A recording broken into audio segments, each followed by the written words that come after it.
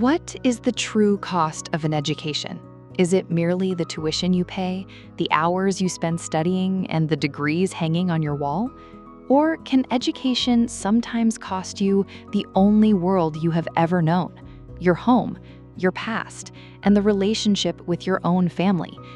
How do you build an identity of your own when the people who raised you demand absolute loyalty to their version of reality? Welcome to Book Essence, where we unlock the essence of every book so you get the wisdom without spending weeks reading. Today, we are breaking down Educated by Tara Westover. Published in 2018, this extraordinary memoir spent years on the New York Times bestseller list and became a global literary phenomenon. It chronicles Tara's journey from growing up off the grid in rural Idaho with no birth certificate, no medical records, and no formal schooling, to earning a PhD from Cambridge University. It is a raw, heartbreaking, and ultimately triumphant story about family, trauma, survival, and the transformative power of self-invention. Let us unlock it. Section 1. Life on Buck's Peak, the Survivalist Childhood. Tara Westover was raised at the foot of Buck's Peak, a mountain in rural Idaho. Her father, Gene, was a fiercely paranoid man who suffered from undiagnosed mental illness. He believed that the U.S. government was an evil entity, preparing to brainwash citizens through public schools, control them through modern medicine, and destroy their religious freedom. Because of these radical beliefs, Tara and her 6 siblings were kept entirely off the grid. Tara did not have a birth certificate until she was 9 years old. She never stepped foot inside a classroom, took an exam, or interacted with doctors. Her mother, Faye, was an herbalist and self-taught midwife who relied on homemade concoctions to treat all illnesses and injuries. Life on Buck's Peak was defined by physical danger and constant preparation for the days of abomination, the end of the world. Instead of attending school, the Westover children spent their youth working long hours in their father's hazardous junkyard, salvaging scrap metal. Safety protocols were non-existent. The family suffered catastrophic injuries, severe burns from gas explosions, skull fractures from scrap iron, and near-fatal car crashes. Yet through it all, Gene refused to take anyone to a hospital, insisting that God would heal them if they had sufficient faith. Section 2. The Violence at Home and the Seed of Escape. As Tara entered her teenage years, the physical danger of the scrapyard was compounded by a growing threat inside her home, her older brother, Sean. Following a series of violent accidents that left him with severe head trauma, Sean's behavior became increasingly volatile, abusive, and sadistic. He targeted Tara, subjecting her to intense physical and emotional torture. He would drag her by the hair, twist her arms, shove her head into toilets, and call her derogatory names whenever she tried to assert her independence or spend time with peers outside the family.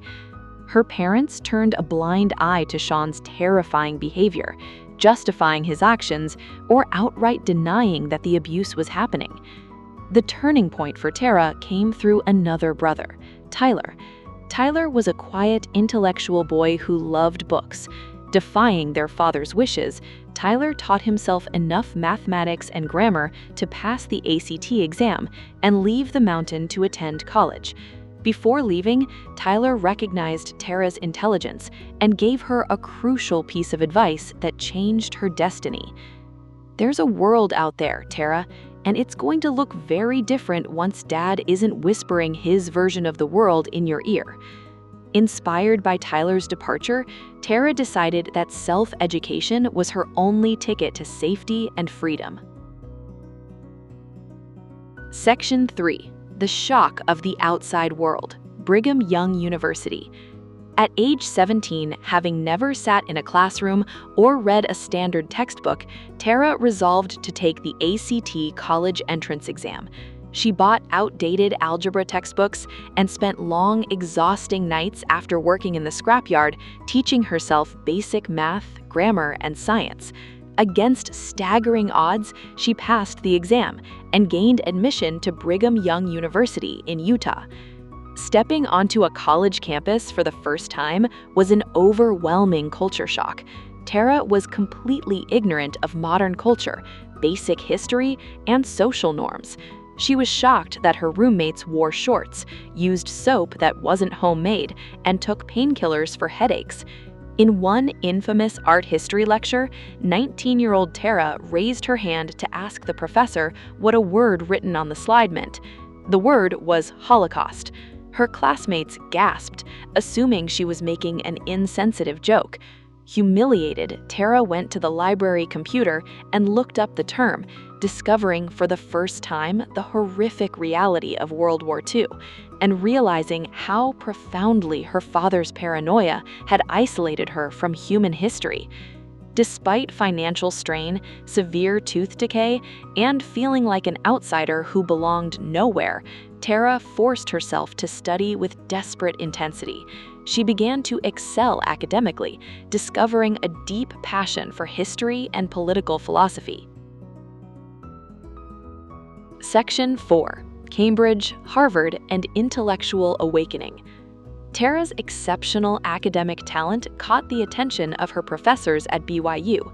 They urged her to apply for a study abroad program at the prestigious Cambridge University in England.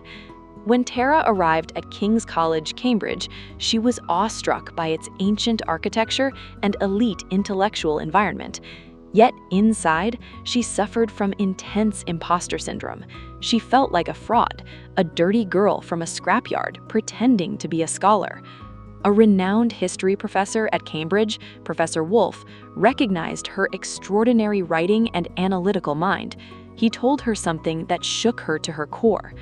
First, you must decide if you are gold or painted brass. You are not fake gold. You are gold. Her professors encouraged her to apply for the prestigious Gates Cambridge Scholarship. Tara won the fellowship, earning her master's degree at Cambridge, and later taking a visiting fellowship at Harvard. Through her academic studies, particularly feminist theory and history, Tara unlocked a new vocabulary.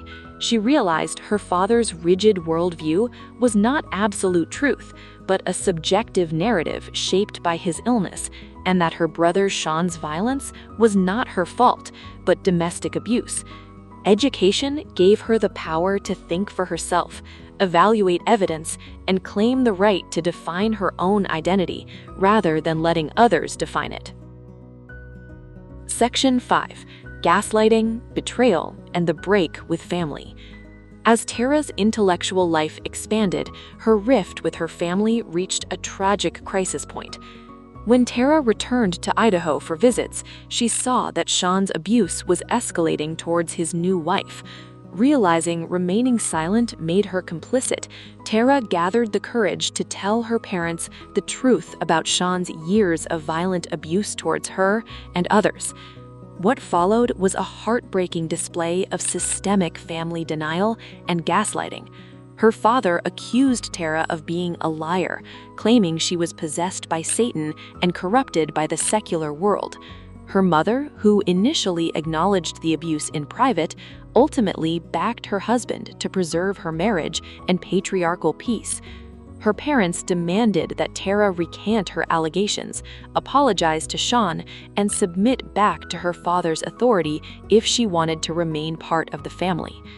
When Tara refused to trade her reality for their delusion, her family exiled her. Most of her siblings severed ties with her. The psychological toll was devastating. Tara suffered severe panic attacks, night terrors, and deep depression while completing her PhD at Cambridge. She mourned the loss of her family as if they had died. But ultimately, with the support of her brother Tyler, a few relatives, and true friends, Tara chose her own sanity and truth over her family's toxic loyalty. Section 6. Core Themes: What Educated Really Means. Tara Westover's memoir redefines what it means to be educated. First, education as self-invention. Degree certificates are just paper.